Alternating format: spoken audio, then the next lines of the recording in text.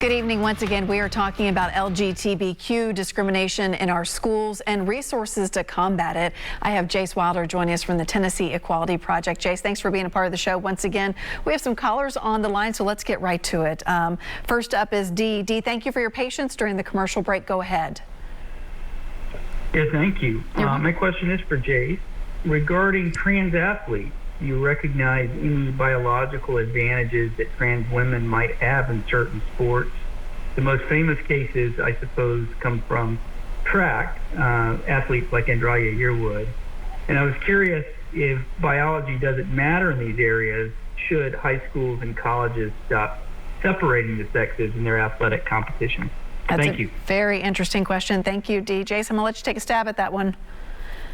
Well, thank you for asking that. I think that's a super fair question that has obviously been a hot topic lately. I think that we can all acknowledge that there is a difference in biological sexes. But I think that sometimes what we forget from the conversation is that there is a difference between sex and gender identity. So for example, I am someone who is born female, but I identify as male, and most people would presume that I'm male. And so you would probably place me on a male sports team by just the way that I exist in the world and fact that, you know, there is testosterone in my body. And the same thing applies for trans females who are going into women's athletics, is that there are certain criteria that they have to meet according to the NCAA in order to play on women's teams, and that the hormones, which kind of we touched on a little bit earlier, that are used for transgender individuals do help us align with that of the biological sex. So for a trans woman who takes estrogen, she actually sees a decrease in muscle mass, she sees a decrease in lung capacity, in bone density, and matches more of that of a cisgender or person who is born the gender identify as cisgender woman.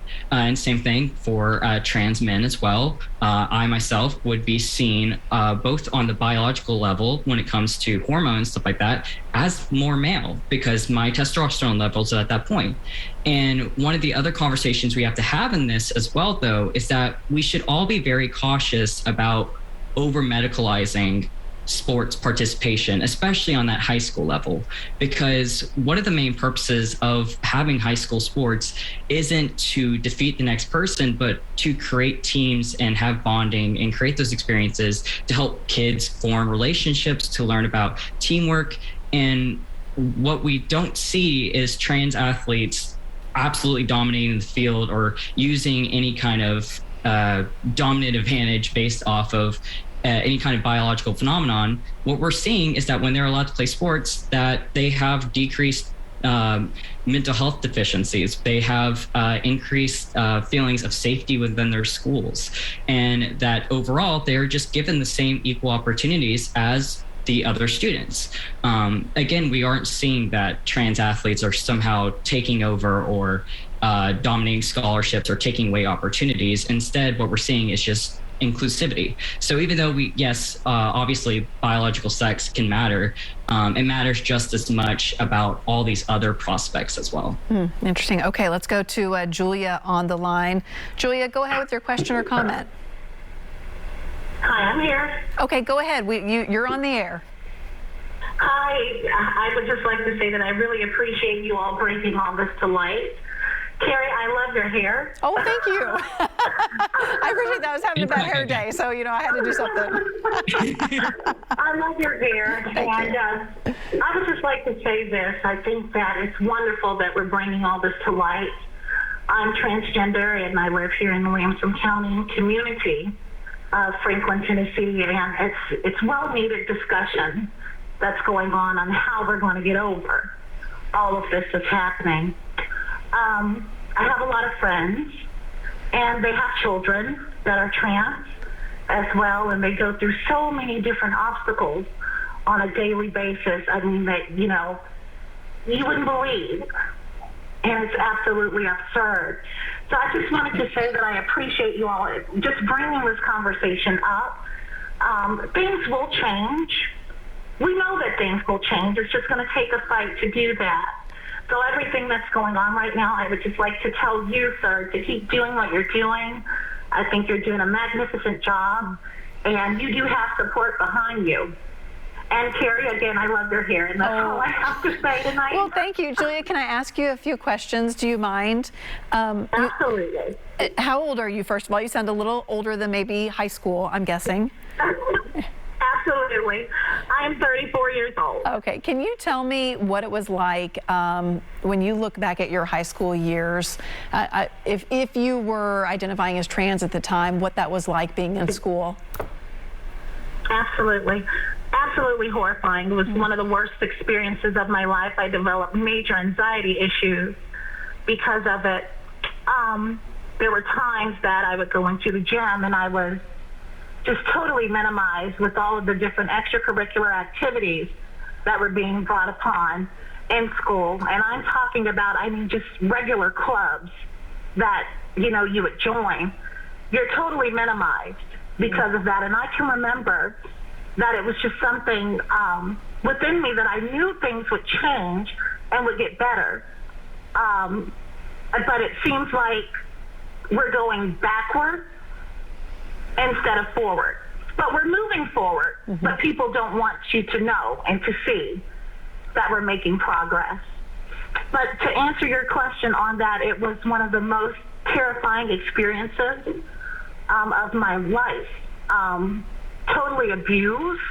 And these are things that I'm not making up. Totally abused and just being set aside from, the in crowd, as we like to call it.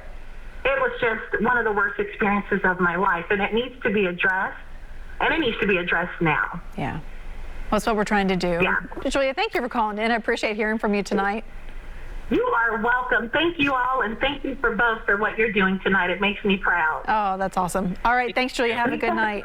You too. Bye-bye. And Jace, I imagine that the stories you hear, like Julia was talking about, just high school being so traumatizing, is very familiar. Unfortunately, yes, because I have also, with GLSEN as a K through 12 LGBTQ organization I also work with, and from personal experience as well of also formerly being a high schooler and being one of the only open LGBT individuals in my high school for a very long time. It is incredibly common for there to be not just verbal harassment, but physical harassment and assault within our schools that goes completely unpunished, that goes underreported, that is excused, and some of it even perpetrated by the very faculty that students are supposed to be able to trust, to be able to go to.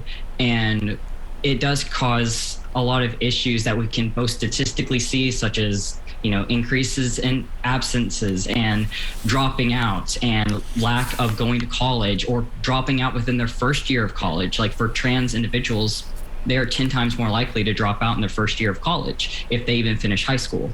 But even on like a personal level, I experienced that harassment. And when we did try and create inclusive clubs in my high school, such as Gay Straight Alliances, it was met with a lot of violence. I got thrown slurs at every single day. I was physically assaulted at one point. I also had to see where our posters were put up in our schools to, show other students that, hey, we're here. Students tore them down and burned them in the parking lot. And there wasn't a lot that could be done because there's also the danger of, outing yourself at home where it may not be safe yet to come out. There's also the danger of maybe this teacher is against your identity. And so if you try and confine them, you may also become a target of their harassment.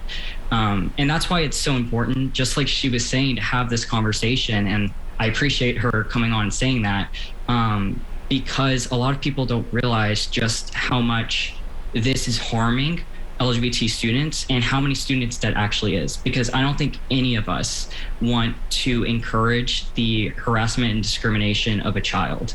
I think that none of us have that intention, but that's what's currently happening. And, hopefully these conversations will change some of that. Let's go back to the phone line. Samuel is on the line. Good evening, Samuel. Yes, I am. Hi, go ahead.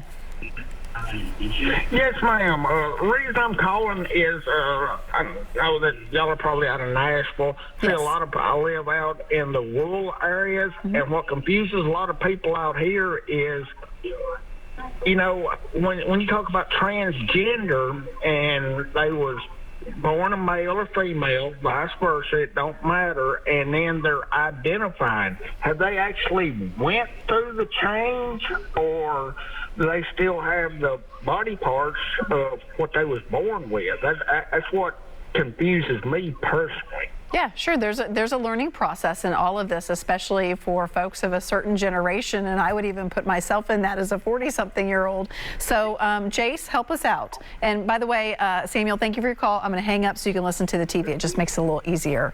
Jace, go ahead. Yeah, and I get this question all the time, and it's totally understandable. I'm actually from Cheatham, so I understand the rural community for sure.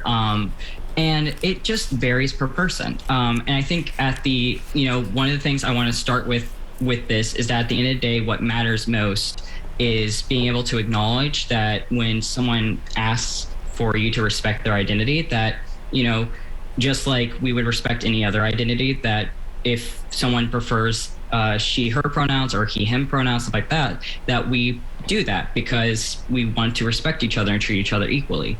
Now, on the question of if there has been any kind of what we would consider, or what he was referring to, what we would call medical transition, that just varies per person. Procedures are incredibly expensive in Tennessee. They are not covered by insurance for the most part, unless it's certain private insurance companies. There's not a lot of resources in the South overall for those kinds of things to even occur. So a transgender person is just considered someone whose gender identity, how they identify and how they present themselves, how they function in the world, is different than the sex they were assigned at birth. So whatever their birth certificate says does not match how they live in this world. And that's the preview right there. So even if I had not started transitioning yet medically, I would still have identified as male, and I would still have wanted to be perceived as male. And there's definitely that learning curve, especially if we aren't used to seeing the world through those lenses. So it's definitely understandable, but at the end of the day, it's about respecting that other person. I would like just to know your personal feelings about this. Sometimes it can be hard when you're trying to learn something new. You feel like you're walking on eggshells around someone who may be unfamiliar with how they live their life. And as someone who has probably been on the receiving end of that, what would be your advice for someone who feels that way? Like, I'm going to step all over myself here and look like an idiot and look rude. I would first off just say that if you come in with good intentions, then I don't see any harm. And that if you're asking me questions with those good intentions in mind of wanting to expand your knowledge, there's nothing wrong with that. And it's a legitimate fear. We all have a fear of being wrong, of accidentally saying the wrong thing. And I think that we all just have to be open to that conversation. And that includes to other trans folks as well, is that, not everyone has the same education about this particular topic we have, because we've had the personal experience, right? And just like anything else, we have to respect that there's a learning curve. So I would just honestly say that just ask the question as respectfully as you can. After, I would probably just make sure that person is open for questions, because it's not like, I love talking about these issues, but if I'm at a dinner party with my family, I probably am not going to be as open about it. But if you can definitely identify that, like, okay, this is a good time to ask it, just do it as respectfully as you can, allow for them to correct your language, and just continue to learn. Yeah. All right. Well said. We have to take another quick break. When we come back, by the way, phone lines are open. So if you want to chime in, now's a good time to get that phone call in. 615-737+. We're coming right back.